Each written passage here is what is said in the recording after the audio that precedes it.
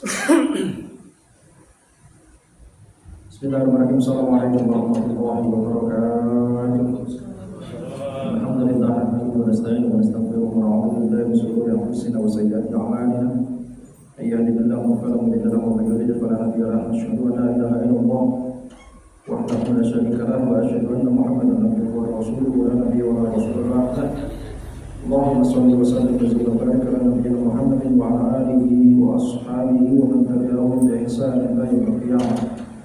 وقال تعالى في القرآن الكريم بعد أعوذ بالله من الشيطان الرجيم بسم الله الرحمن الرحيم يا أيها الذين آمنوا اتقوا الله حق تقاته ولا تموتن إلا وأنتم مسلمون وقال في آية أخرى يا أيها الناس اتقوا ربكم الذي خلقكم من نفس واحدة وخلق منها زوجها وبث منهما رجالا كثيرا ونساء واتقوا الله الذي تساءلون به والأرحام إن الله كان عليكم رقيبا. وقال تعالى في آية أخرى يا أيها الذين آمنوا اتقوا الله وقولوا قولا سديدا يصلح لكم أعمالكم ويغفر لكم ذنوبكم ومن يطع الله ورسوله فقد فاز فوزا عظيما. أما بعد معاشر المسلمين وزملاء المؤمنين رحمكم الله أوصيكم وإياي نفسي بتقوى الله فقد فاز المتقون. Hadirin Bapak Ibu yang dirahmati Allah Subhanahu wa taala, alhamdulillah, pertama-tama marilah kita selalu senantiasa bersyukur atas nikmat yang Allah berikan kepada kita semuanya, nikmat iman, nikmat Islam, nikmat sehat yang Allah berikan kepada kita semuanya.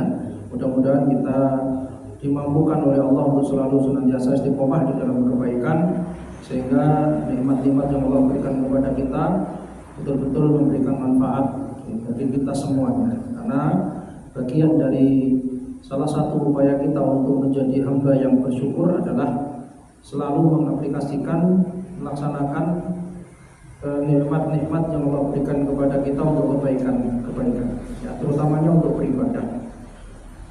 Karena syukur sendiri bagian daripada ibadah, sehingga kemudian kalau kita bersyukur dengan sebenar-benar rasa syukur, kita sudah melaksanakan satu kebaikan, yaitu ibadah, syukur kepada Allah Subhanahu wa taala. La in syakartum la azidannakum wa la in kafartum inna 'adzabi lasyadid. Kalau kita bersyukur ditambah nikmat itu oleh Allah Subhanahu wa taala. Namun kalau kita kemudian kufur, maka azab Allah Subhanahu wa taala sangatlah pedih. Hadirin yang dirahmati Allah Subhanahu wa taala, yang kedua kalinya selawat beserta salam adalah selalu senantiasa kita aturkan pada junjungan kita Nabi Agung Nabi besar Nabi Muhammad sallallahu alaihi wasallam, keluarganya, para sahabatnya, dan orang-orang yang selalu senantiasa jalankan sunnah-sunnahnya. Mudah-mudahan setiap kita melaksanakan satu kesunahan dicatat oleh Allah Subhanahu wa taala sebagai bentuk pengabdian kita kepada Allah melalui kecintaan kita kepada Rasulullah sallallahu alaihi wasallam. Qul in kuntum tuhibbunallaha fattabi'un. Katakanlah kalau kamu itu cinta kepada Allah Subhanahu wa taala, maka ikutilah fattabi'uni, bagian daripada mengikuti sunnah Rasulullah sallallahu alaihi wasallam. Hadirin jamaah yang dirahmati Allah Subhanahu wa taala, kita masih membahas tentang hadis-hadis amar ma'ruf nahi munkar. Beberapa hadis telah kita bacakan pada pertemuan yang lalu. Salah satunya dari sahabat Ibnu Mas'ud radhiyallahu anhu, dia berkata, Rasulullah sallallahu alaihi wasallam bersabda, nabi-nabi yang diutus sebelummu pasti didampingi sahabat-sahabat yang setia. Nabi Mas'udin radhiyallahu anhu, anna Rasulullah sallallahu alaihi wasallam qala ma min nabiyyin ba'athahu Allah fi ummatin aw fi ummatin qabli illa kana lahu min ummati hawariyun wa ashabun ya'khuduna bi sunnatihi wa yaqtaduna bi amrihi. Kata Rasulullah sallallahu alaihi wasallam, tidaklah seorang nabi atau nabi-nabi yang diutus sebelumku pasti didampingi sahabat-sahabat yang setia. Ini maknanya nabi-nabi yang diutus sebelum Rasulullah itu oleh Allah juga disertakan kepada para nabi itu orang-orang yang setia. Maksud dari kata-kata hawariyun adalah mereka yang mendampingi, orang-orang yang setia. Karena Nabi Musa itu juga punya hawariyun, ya. Orang-orang yang selalu ya taat, orang-orang yang selalu patuh, orang-orang yang selalu cinta ya, kepada Nabi yang diutus oleh Allah Subhanahu wa taala. Maka Rasulullah mengatakan, setiap nabi yang diutus sebelumku itu pasti ada yang namanya hawariyun.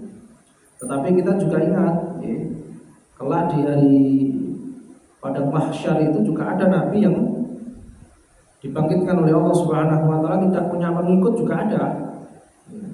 Ini sebagai motivasi dalam berdakwah, tidak semua yang tampil itu atau tidak semua juru dakwah atau dai itu populer. Jadi tidak semua dianugerahi dengan pengikut. Kami yang santai mawon. Karena kalau pengikutnya kathah itu malah bahaya, ya. Ujiannya semakin besar. Mun terkenal, ya. Followernya banyak, atau itu menrepot kabeh. Sewajarnya saja. Ada yang memang segmen dakwahnya ya, merambah dunia digital gitu, maupun saja. Ya, tetapi sekali lagi semua ada ujiannya, ya. Ada kemaslahatannya, ada juga kemakmurannya. Tapi sekali lagi tidak bisa disamakan, ya, tidak bisa disamakan. Maksud tidak bisa disamakan itu barangkali ada beberapa ustadz yang memang tidak berkenan dakwah melalui media, ya, ada yang tidak kepengen seperti itu. Sekali lagi itu ijtihad, ya, jadi lihat masing-masing. Ada juga yang berpandangan banyak kemaslahatannya, ya silahkan, tidak masalah. Ada yang punya channel YouTube, ada yang punya apa gitu, ya. Kalau saya pribadi tidak punya tapi tidak pernah dipakai. Cara ngupload video ya, betul sakit. Kenapa? Tampil di depan kamera kadang-kadang betul sakit. Sampai saat ini foto ini betul sakit, mesem betul sakit tuh. Akhirnya diprotes terus. Start yo mesem ngapun tegang-tegang gak bisa. Ya. Foto ini kan di SMS itu terpaksa. Nggih, pun kawan bayar, kawan orok. Gak bisa ya. Candid foto-foto yang mencuri-curi katanya sakit, tapi nek disengaja suruh senyum niku wah gile kok. Nah, jadi nabi-nabi yang diutus oleh Allah Subhanahu wa taala sebelum Rasulullah didampingi oleh sahabat-sahabat yang setia. Jadi hikmah dakwahnya apa? Hikmah dakwahnya setiap orang yang membawa kebaikan. Siapapun yang membawa kebaikan pasti akan ada orang yang punya visi yang sama. Jadi akan ada selalu orang yang punya visi yang sama. Nah, dari sini juga bisa kita pahami, Bapak Ibu yang dirahmati Allah Subhanahu wa taala, dalam memahami karakteristik seseorang itu kadang-kadang kita bisa melihat dari dengan siapa dia berkawan. Jadi kita ingin melihat kepribadian seseorang itu bisa salah satunya nih, bukan faktor utama. Jadi ini salah satunya, bukan faktor utama. Kalau faktor utama jelas harus dikonfirmasikan kepada yang bersangkutan. Misalkan kita melihat, ya kita ingin kenal dengan seseorang, bagaimana orang ini, bagaimana kepribadiannya, bagaimana pola pikirnya dan lain sebagainya, ya kita lihat saja. Ya, kita lihat siapa temannya, kesehariannya dengan siapa, ya, model pergaulannya seperti apa, ya, lingkaran circle-nya seperti apa, ya. Kita bisa lihat kalau orang terbiasa kumpul di masjid, ya, kumpul di majelis taklim, ya insya Allah tidak jauh-jauh dari sifat-sifat kebaikan. Tetapi kalau orang baik berkumpul dengan circle yang tidak baik, sinaoso mboten nglakoni niku, mboten nglampahi, pasti kita akan tercemar juga. Dalam arti kita akan terkontaminasi, itu minimalnya. Dan ada kemaslahatan dalam dakwah. Jelas ada kemaslahatan di dalam berdakwah. Ya, sehingga memang harus bisa menempatkan diri, ya, dan harus bisa memposisikan kapan kita harus bergaul tanpa batas. Dalam kerangka dakwah tidak tertuju pada segmen tertentu, semuanya dirangkul, kapan juga harus kemudian membatasi pergaulan. Jadi yang dimaksud di sini adalah pergaulan. Kalau dakwah itu kan kepada siapa saja selama mampu, selama mampu. Tapi sekali lagi Bapak Ibu yang dirahmati Allah Subhanahu wa taala, tidak semua ruang, tidak semua corak manusia harus mampu kita rangkul, tidak semua. Maknanya apa? Ya semampu kita. Makanya dalam retorika dakwah itu, dalam uslub dakwah itu ada beberapa pakar yang memberikan kiat sukses dalam berdakwah adalah fokus pada segmen tertentu. Ya itu boleh, tidak masalah. Tidak masalah. Kenapa? Karena kemampuan orang itu terbatas. Tidak mungkin orang akan mampu berbicara di depan umum dengan segala macam segmen, itu nggak sulit. Terbiasa berbicara di depan pendidik, guru misalkan, lalu kemudian berbicara di depan anak TK, itu nggak sulit. Ngisi pesantren kilat SD, MI misalkan, terbiasa dengan majelis taklim yang kondusif. Ini pengalaman pribadi, Kadang-kadang dalam pendidikan ngisi pesantren kilat ini rada kudu siap nih. Ya siap napa nggih siap dermimil karepe dhewe bocah do polah. Tidak merhatikan itu harus siap. Beda dengan kajian seperti ini. Kalau kajian seperti ini yang butuh jamaah, betul-betul yang hadir itu membutuhkan. Enggak ada paksaan, mboten tiap absen. Tapi kalau pesantren kilat, kalau apa itu kan mesti ada unsur paksaannya. Ada unsur paksaannya. Nah, ini yang belum barangkali saya harus berpikir ulang itu dalam arti belum bisa menemukan cara metode yang saya mampu dan saya bisa untuk menjangkau segmen itu, karena faktornya cukup banyak. Jadi faktor yang mempengaruhi itu cukup banyak. Contoh lagi misalkan ular-ular nganten, itu kira rada repot ngaji ning ular-ular nganten niku. Sing ngantene pengen ndang cepet-cepet rampung. Ya, dayoe tamune pengen ndangake dahar, ndang bar ndang mulai mundur. Akhirnya apa? Pengajian hanya untuk sekedar pantas-pantasan mawon. Kalau sudah seperti itu ya temanya tema singkat saja. Bisa kita berharap efektif dan maksimal kajian nganten itu. Dan itu faktanya banyak nonton niku. Wonten beberapa video yang kami dapatin niku, mubalek yang ngaji di ngantenan itu banyak yang kemudian harus mengambil sikap tegas. Begitu ngaji dimulai, belum kok ngaji, daharan pun metu itu fokus pun buyar niku. Laki assalamualaikum nembe tahmid niku daharan niku sing dayon niku piring terbang niku pun metu. Sudah ada niku sing kemudian disetop bob niki ajeng terus ngaji napa dahar. Karena sudah tidak fokus. Tidak fokus. Jadi momennya kadang-kadang memang daripada diisi dengan yang tidak. Biasanya ngoten ya, biar berkah untuk pengajian ini. Tapi sekali lagi kita harus punya ekspektasinya jangan terlalu tinggi. Kalau pengen serius ngaji ya kitab, ngaji-ngaji yang memang kajian-kajian yang serius. Kalau seperti itu namanya ular-ular, namanya mau itu hasanah, ini sedikit-sedikit saja. Nah, biasanya seperti itu. Maka Bapak Ibu yang dirahmati Allah Subhanahu wa taala, tidak semuanya atau tidak selalu ketika berdakwah itu kita akan disambut, atau tidak selalu kita punya pengikut. Tapi minimal ketika kita membawa kebaikan mesti wonten orang-orang pribadi-pribadi yang punya visi yang sama. Nah, disitulah maksud dari ma'ahu hawariyun, diterangkan oleh Rasulullah di sini lebih tegas, wa ashabun yakhuduna bi sunnatihi. Hawariyun di situ adalah orang-orang yang mengambil pelajaran dari apa yang disampaikan. Jadi mengamalkan ajaran yang disampaikan, membersamai, membela, ikut membantu dalam dakwah, wa yaqtaduna bi amrihi, serta menjalankan perintah-perintahnya. Innaha takhlufu min ba'dihim khulufun.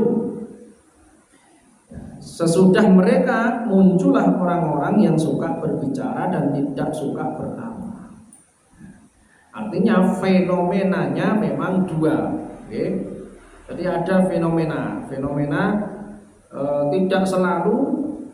tidak selalu orang yang hadir di sebuah pengajian atau tidak selalu majelis taklim, majelis ilmu itu berbanding lurus dengan perilaku, tidak selalu. Oke. Jadi kalau diteliti misalkan ada penelitian apakah setiap pengajian itu bisa membawa kebaikan, belum tentu. Ya, kembali kepada pribadinya masing-masing. Makanya kalau skripsi, nopo tesis, ya, judulnya kok pengaruh, ya, itu harus dibuktikan. Ya. Jadi pengaruh kajian pada maghrib di Masjid Ar-Rahman Komplek Persyarikatan Muhammadiyah terhadap pola ibadah jamaahnya, itu perlu diteliti. Ada enggak gapnya itu? Misalkan kajian terus tetapi amalannya enggak jalan. Kajian rajin tetapi tidak mencerminkan orang yang ngaji kan, maka ini kata di masyarakat. Jangankan jamaah ustadznya, mubaliknya.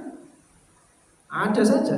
Kita tidak perlu menyebutkan nama, tapi kita sebutkan model-modelnya saja. Jadi kita sebutkan sifat-sifat yang kadang-kadang kurang bisa dijaga oleh para mubalik, yang itu membuat jamaah kemudian tidak mau. Tidak mau. Kenapa? Bagian dari innaha takhlufu min ba'dihim khulufun yaquluna ma la yaf'alun. Pasti setelah itu ada orang-orang yang enggan untuk mengamalkan perintah, menjauhi larangan, ya, bahkan mereka mengatakan sesuatu yang tidak mereka kerjakan. Wa yaquluna ma la yaf'alun wa yaf'aluna ma la yu'marun. Sebaliknya dia melakukan apa yang memang malah tidak diperintahkan dilakukan, yang diperintahkan tidak dikerjakan. Itu akan muncul, dua fenomena itu akan muncul dalam kehidupan kita. Maka kita harus bisa jernih di dalam melihat. Artinya apa? Konsep ketika kita ingin menghukumi Islam itu ya tidak sepenuhnya bisa dilihat dari pemeluknya. Jadi kalau kita ingin menghukumi kemurnian Islam itu tidak bisa mutlak dilihat pada pemeluknya. Kenapa? Karena banyak di antara umat Islam itu yang tidak sejalan dengan ajaran Islam masalahnya. Dan itu tidak mengurangi kemurnian ajaran Islam. Jadi Islam itu tidak berubah ya, dengan perilaku pemeluknya. Kebenarannya absolut. Allah Subhanahu wa taala itu seperti Allah Subhanahu wa taala, keagungannya tidak berkurang dengan banyaknya umat yang kemudian murtad misalkan, atau banyaknya umat yang kemudian tidak mau beribadah, itu ya tidak mengurangi keagungan Allah Subhanahu wa taala. Karena Allah tidak pernah bergantung kepada makhluknya. Tetapi itu fenomena di masyarakat, banyak orang yang pandai di dalam menyampaikan, berretorika dalam berdakwah, tapi kemudian minim dalam beramal. Sehingga umat ini butuh yang namanya ulama amilin, ulama yang amilin. Tidak hanya sekedar ulama, tapi amil. Amilin itu orang-orang yang suka beramal. Jadi mendakwahkan dengan perkataan, mencontohkan dengan perbuatan. Jadi dua kompetensi ini yang harus selalu ada, baik mubaliknya maupun umatnya. Jadi ulama amilin, nah itu memang hari ini menjadi sesuatu yang menjadi sesuatu yang langka, tetapi akan selalu ada, minimal pasti akan selalu ada orang-orang yang berusaha menjadi amilin. Ya. Kalaulah kita tidak boleh mengatakan sudah menjadi amilin, pasti ada yang berusaha menjadi amilin atau amil, orang yang selalu beramal. Itu juga kita, harapannya kita seperti itu, ya. Menjadi amilin, orang yang belajar dan mengamalkan. Faman jahadahum biyadihi fahuwa mu'min, wa man jahadahum bilisanihi fahuwa mu'min, wa man jahadahum biqalbihi fahuwa mu'min. Laisa wara'a dzalika minal imani habbatu khardalin. Rawahu Muslim. Jadi kemungkaran itu termasuk diantaranya hal yang tidak benar, ya. Nah, barang siapa yang mengingatkan dengan tangannya, mengingatkan dengan aksi nyata, mengingatkan dengan lisannya, mengingatkan dengan hatinya, itulah orang beriman. Jadi orang beriman itu selalu terusik, ada tidak nyaman dalam hati kalau melihat sesuatu yang tidak pada tempatnya. Sifat orang yang beriman itu, ya, selalu merasa tidak nyaman dengan sesuatu yang tidak berjalan sesuai dengan semestinya. Ada kadarnya, kadar minimalnya adalah mengingkari dalam hati. Tidak nyaman dalam hati ini pun kadar minimal itu. Kadar minimalnya itu. Sing repot itu nek pun mboten rasake, biasa dengan kemaksiatan, biasa dengan kemungkaran, menganggap biasa. Yang kemarin kita bahas kan itu. Kita membahas tentang normalisasi. Ya, jadi menganggap hal-hal negatif itu normal karena banyaknya orang yang melakukan. Ini namanya normalisasi. Tidak baik. Jadi normalisasi menormal, ya, menganggap normal, menganggap biasa. Latah jelek, latah ini bicara-bicara yang tidak baik. Terutama anak-anak muda. Ini anak-anak muda ini sekali lagi pengaruh media sosial. Ya, pengaruh media sosial. Apa yang dilihat, ditiru, ya, sehingga kemudian menganggap trennya anak muda itu ya ngono, gaya bicaranya seperti itu, tema yang dibicarakan seperti itu, ya, cara penyampaiannya seperti itu, ya sampai segitunya. Kadang-kadang yang sepuh-sepuh niku lucu mawon, delok bocah kok jiplak tata cara uripe wong ngantek segitunya niki lho, kadang-kadang niku lucu. Ya, sehingga betul-betul kehilangan jati dirinya. Anak tumbuh dengan ketidakpercayaan dirinya, ketidakpedeannya. Gak pede dadi awake dhewe niku mboten pede. Ini yang krisis hari ini, ya. Krisis hari ini. Dan itu ternyata tidak hanya anak-anak. Tidak hanya anak-anak yang di masa-masa pubertas, tidak. Puber kedua ya ada. Ya, mulai kadang-kadang nek cah nom ngoten niku tesih wangun, ya. Ini yang ini nonton wong ibu-ibu niku terok gaya bicarane bocah nom-nom sing sakniki niku. Nggih, latah ngoten niku. Dan lain sebagainya. Jadi telat, ya. Tapi gimana gempurannya seperti itu? Biasanya kalau kita banyak di media sosial, ya, banyak di media sosial. Jadi media sosial itu harus bijak di dalam memanfaatkan. Laisa wara'a dzalika minal imani habbatu khardalin. Kalau sudah tidak ada rasa dalam hati, ya, tidak ada pengingkaran, maka tidak ada lagi iman walaupun sebesar biji sawi.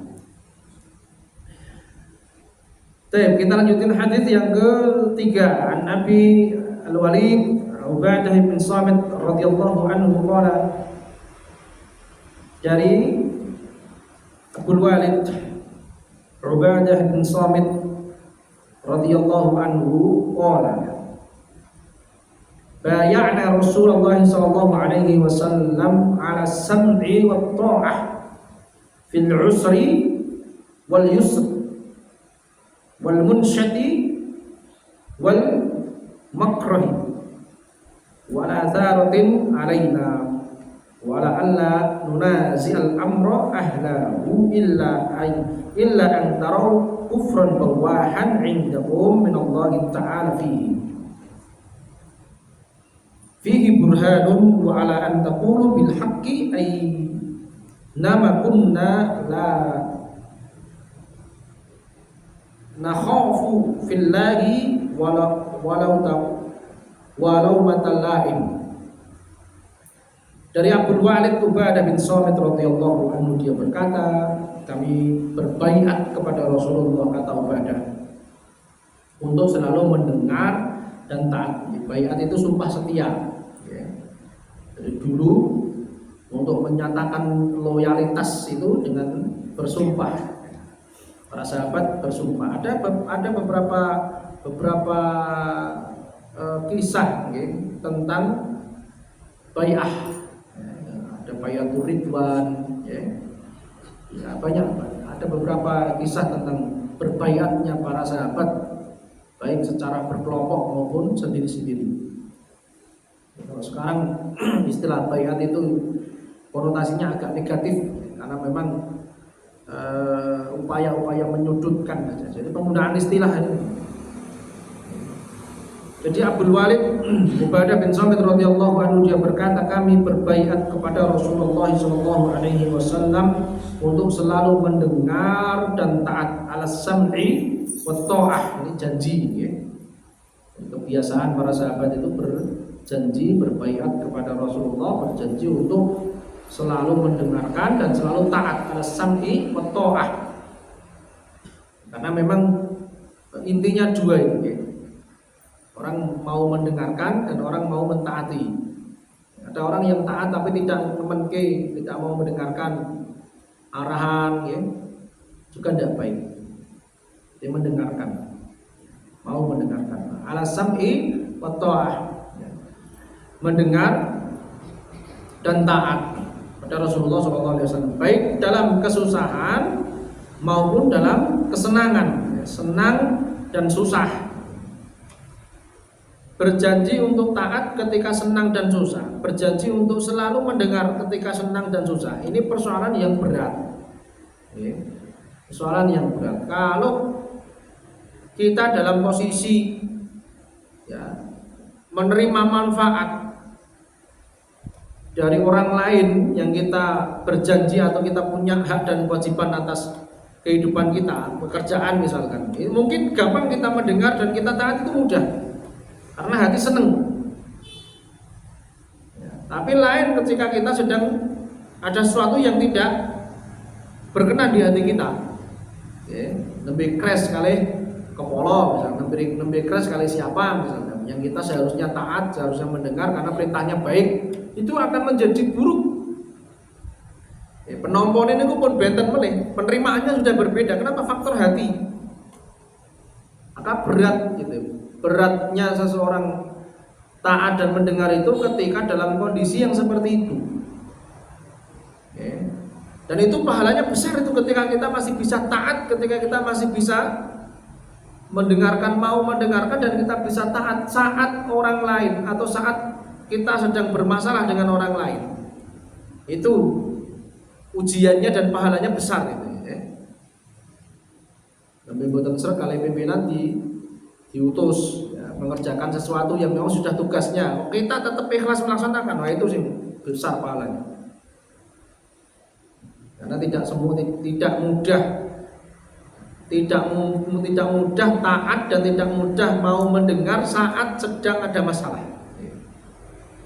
Tapi para sahabat ini berjanji, dalam kesusahan pun mereka berjanji mendengar dan taat, dalam kesenangan apalagi, baik pada yang disenangi maupun yang dibenci.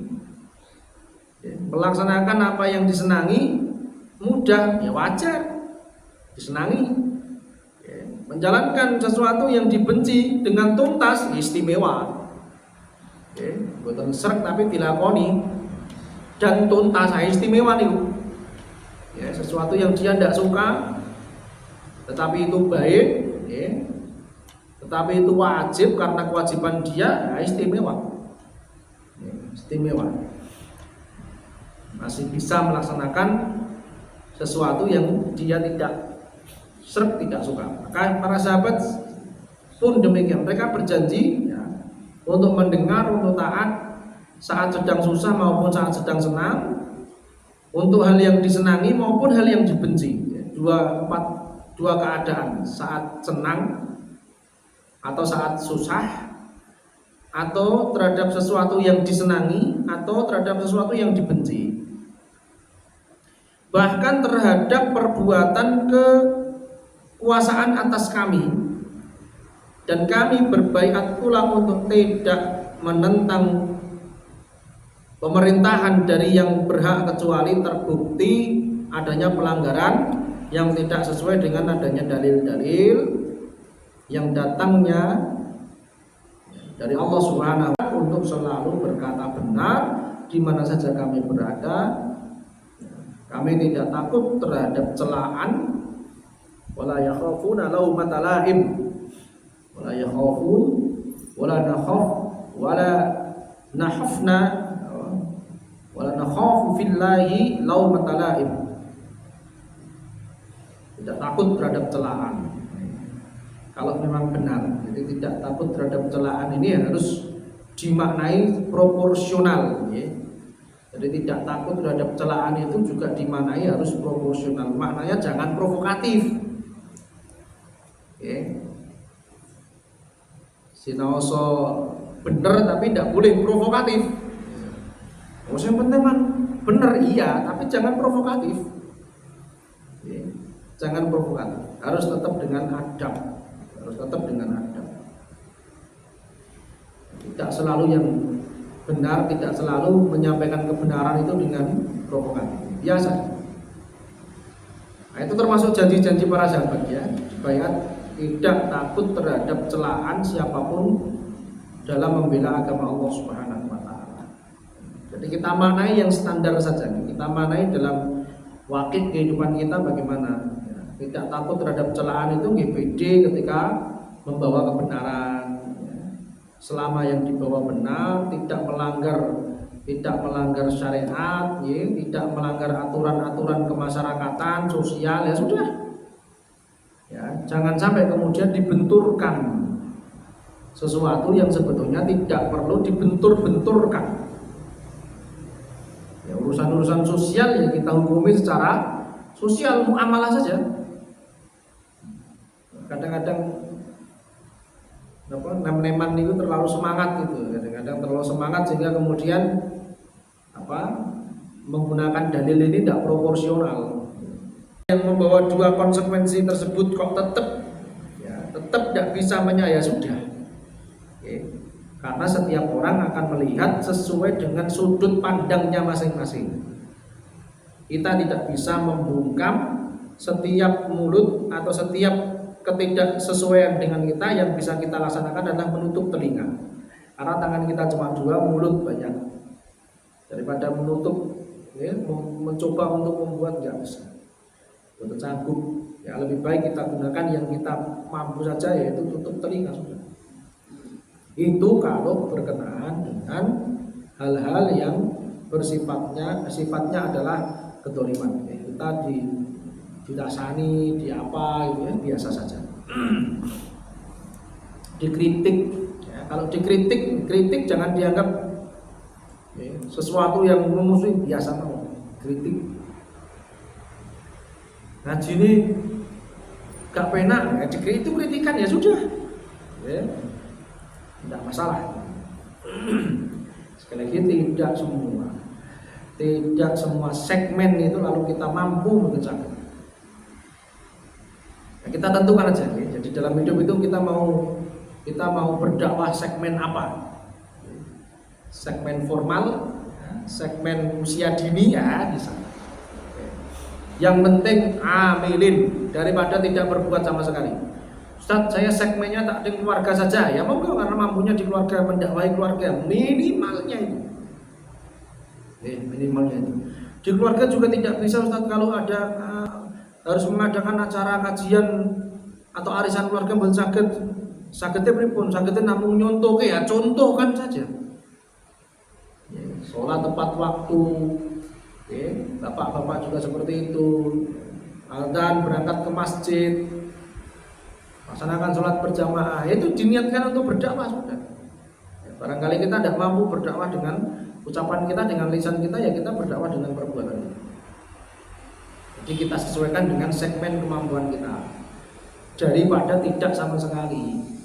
Oke, kalau tidak sama sekali rugi. Ruginya di mana?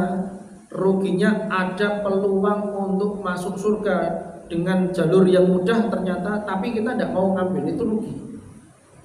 Oke, tidak mau ngambil tapi rugi.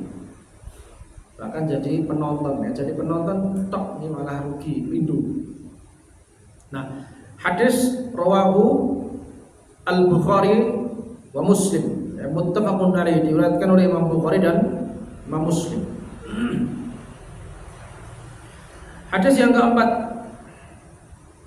An Nu'man bin Bashir radhiyallahu anhu an Nabi sallallahu alaihi wasallam qala, dari Nu'man bin Bashir radhiyallahu anhu, beliau mengatakan, qala Rasulullah sallallahu alaihi wasallam, Rasulullah sallallahu alaihi wasallam yaqul, matalul qa'imi fi hududillahi wal waqi'i fiha kamathali qaumin istahammu ala safinatin fasara ba'duhum a'laha wa ba'duhum asfalaha. Dari Nu'man bin Bashir radhiyallahu anhu, dari Nabi sallallahu alaihi wasallam, beliau bersabda, perumpamaan orang yang selalu melaksanakan hukum-hukum Allah, yaqumu bi hududillah. Ya, perumpamaan orang yang berusaha taat kepada kemauan. Ya, jadi perumpamaan orang yang selalu berusaha lurus, belum baik, tapi perumpamaan orang yang selalu berusaha baik, teman-teman, okay. Adalah sebagaimana dua orang yang terjerumus. Jadi salah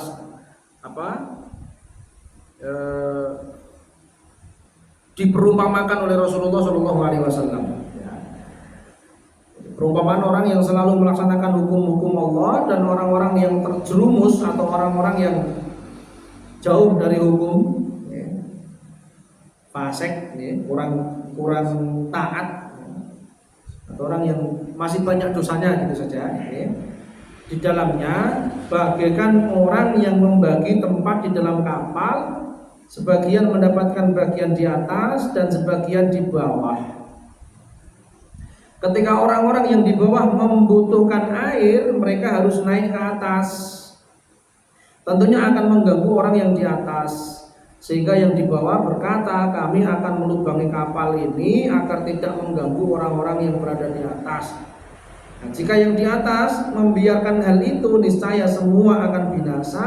Tetapi jika yang di atas menyadari dan mencegah mereka yang di bawah, maka semuanya akan selamat. Ini hadis yang memberikan gambaran ketika ada kemungkaran, ketika ada sesuatu yang tidak pas, sesuatu yang sifatnya kemaksiatan, dibiarkan, itu ibarat orang yang membiarkan orang lain melubangi kapal sementara dia juga di kapal itu. Ya. Jadi dikisahkan di situ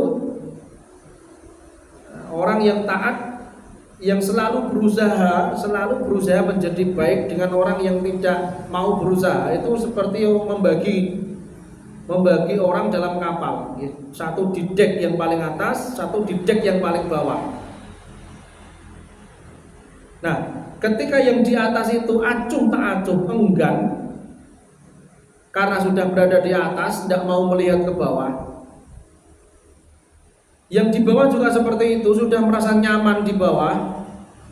Ya, kalau butuh air mau ke atas, misalkan mau harus melewati dek itu dan mengganggu orang, lalu kemudian dia mengambil kesimpulan, kalau gitu tak ngambil dari bawah sajalah, tak lu bagi sidik. Dan itu dibiarkan, padahal itu sesuatu yang tidak baik. Maka kata Rasulullah, begitulah model atau begitulah kesudahan orang yang tidak mau amar ma'ruf nahi munkar. Jadi begitulah kesudahan, pada akhirnya dua-duanya binasa. Keluarga pun, teman-teman, kita tidak usah berbicara jauh-jauh lagi. Keluarga sendiri mawon, keluarga sendiri. Kalau ada anggota keluarga yang berperilaku tidak sesuai dengan aturan-aturan keluarga kok dibiarkan. Bukan dia saja yang nantinya rugi, sak keluarga melok rugi kabeh. Ya, maka dari kecil harus mulai dibiasakan yang salah yang dikatakan salah. Ya, ada model pembelajaran itu sih menurut saya luar biasa. Ini teori parenting kekinian. Jadi kadang-kadang kesalahan kecil yang dilakukan oleh anak yang paling kecil itu tidak dianggap salah hanya gara-gara dia anak kecil.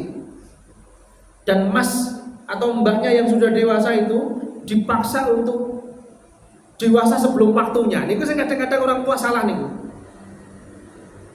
Artinya apa? Ketika ada adiknya berbuat salah kepada kakaknya itu tidak dianggap salah, kakaknya yang harus selalu memaklumi. Itu nantinya akan muncul sifat apa? Anak merasa tidak pernah salah. Dan kakaknya juga seperti itu, dia akan, ini teori ya, ada namanya sindrom anak kedua.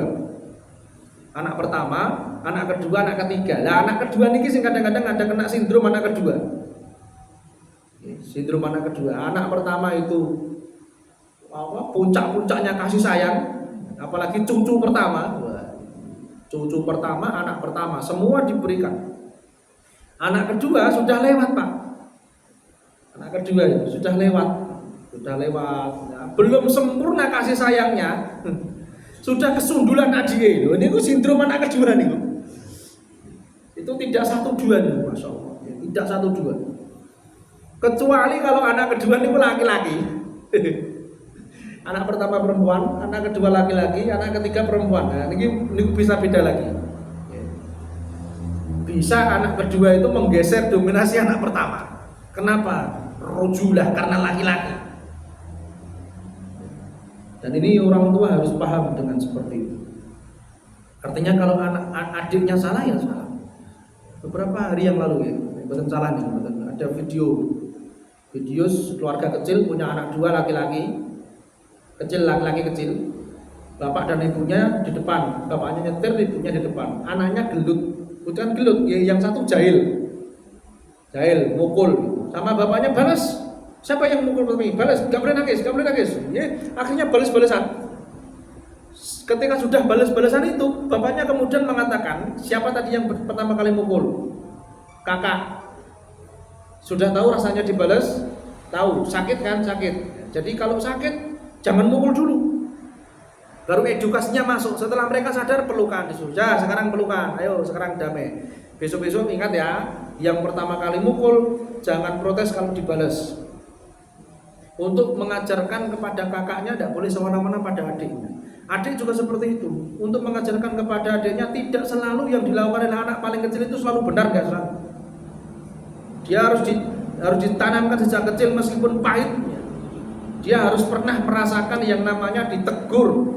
Kalau enggak Pak, terjadi ditegur gurunya bunuh diri. Karena di rumah tidak pernah ditegur. Jadi betul-betul ketika mendapat satu kali teguran itu depresinya luar biasa. Kenapa? Karena di rumah tidak pernah ditegur. Begitu ditegur gurunya langsung mengunci di kamar, tidak keluar-keluar, tahu-tahu sudah bunuh diri. Yang rugi siapa? Yang rugi orang tuanya. Berangkat dari mana? Berangkat tidak pernah mengingatkan kesalahan anak yang kecil. Akhirnya semuanya rugi. Inilah makna dari hadis Rasulullah ini. Kalau dibiarkan, ini pun adzan ya. Nah, sedang seru-serunya panggilan adzan berkumandang ya, kita harus berhenti karena dua-duanya adalah kebaikan. Menyegerakan sholat itu kebaikan. Ya, serius di dalam kajian, mengambil manfaat dari setiap ilmu hadis itu juga bagian dari kebaikan.